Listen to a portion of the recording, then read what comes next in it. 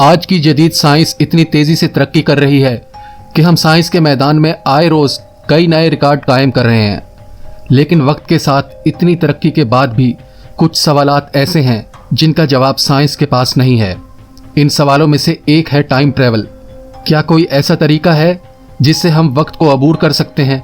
और क्या हम मुस्तकबिल में वक्त के सफ़र जैसे रुझान का तजर्बा करेंगे? इन सवालों का हमारे पास सिर्फ एक ही जवाब है, शायद। लेकिन वक्तन फ़वक्तन कुछ लोग दुनिया में आए हैं जिन्होंने दावा किया है कि वो वक्त के मुसाफिर हैं, और दुनिया को उनकी बातों पर यकीन दिलाने के लिए उनके पास कोई ना कोई ऐसी मालूमात या ऐसी बातें ज़रूर होती हैं जो अपने वक्त से बहुत आगे की लगती हैं, जिसकी वजह से ये लोग ना चाहते हुए भी इन पर यकीन करने लगते हैं। आज के वीडियो में हम ऐसे ही एक वाक़या का जिक्र करेंगे। मैं हूं नदीम गिलानी और आप देख रहे हैं नदीम गिलानी यूट्यूब चैनल। ये वाक़या मार्च 2003 में पेश आया जब एंड्रयू कार्लसन नामी एक 44 साला शख्स को पुलिस ने इनसाइडर ट्रेडिंग के इल्ज़ाम में कनाडा के शहर टोरंटो से गिरफ्तार किया।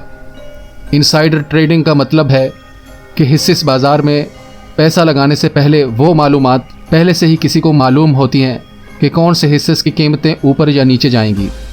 पुलिस को कार्लसन पर शक हुआ जब उसने 126 हाई रिस्क ट्रेड्स में सिर्फ $800 की सरमायाकारी करके तकरीबन $350 मिलियन कमाए। उसने स्टॉक मार्केट में सिर्फ $800 की रकम से 126 इंतहाई पुरखतर तिजारतें की, ऐसी तिजारतें जिनमें कोई भी समझदार सरमायाकार कभी सरमायाकारी नहीं करेगा। स्टॉक मार्केट के सरमायाकारों के मुताबिक ये नामुमकिन था, क्योंकि स्टॉक मार्केट एक ऐसी जगह है जहां बड़े से बड़े सरमायाकार भी हमेशा सही नहीं होते और कहीं ना कहीं गलती कर जाते हैं। लेकिन कार्लसन के मामले में हालात इसके बिल्कुल बरक्स थे। इस गैर मामूली मुनाफा कमाने पर सिक्योरिटी एक्सचेंज कमीशन की तवज्जो कार्लसन की तरफ मबजूल हुई। उन्हें पूरा यकीन था कि कोई कार्लसन की इतनी ज़्यादा रकम कमाने में मदद कर रहा है, या उसके पास कोई ऐसा राज है जिसकी मदद से उसने अमरीकी स्टॉक मार्केट में खौफ व हिरास फैला रखा है। चुनाचा कार्लसन को FBI ने इस शुबा में गिरफ्तार कर लिया। तफ्तीश के दौरान पुलिस को उम्मीद थी कि शायद कार्लसन और उसकी मदद करने वाले लोगों का पता चल जाएगा, लेकिन वो इस बात से बेखबर थे कि मामला अब मज़ीद पेचीदा होने वाला है।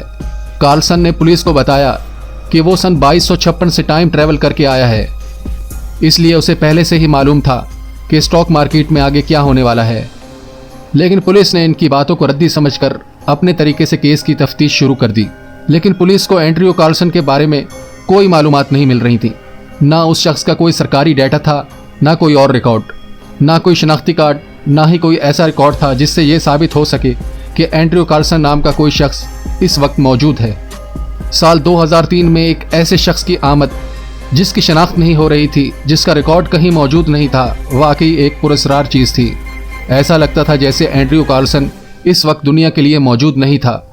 एंड्रयू कार्लसन से जब भी सवाल किया गया तो उसने हर बार यही कहा कि वो टाइम ट्रैवलर है जो इस दौर में सिर्फ पैसा कमाने के लिए आया है।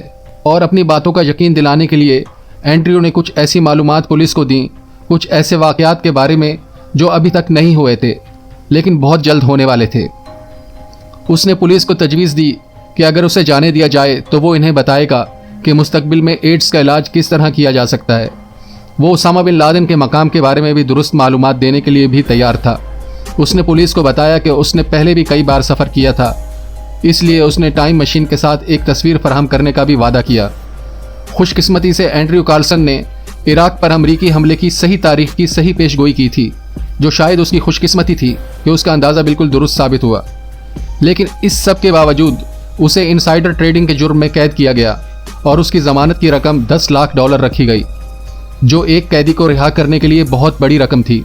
चंद रोज़ बाद एक खुफिया शख्स ने $10 लाख का बॉन्ड पेपर जमा करवाकर एंड्रयू की ज़मानत हासिल कर ली। लेकिन जब ज़मानत की मुद्दत ख़त्म हो गई तो एंड्रयू दोबारा कभी अदालत में पेश नहीं हुआ।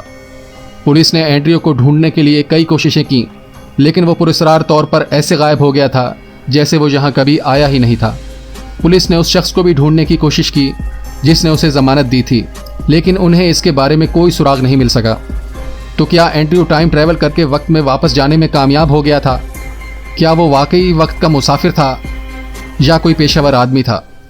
इस राज का जवाब किसी के पास नहीं, और ये कहानी आज तक मुअम्मा बनी हुई है।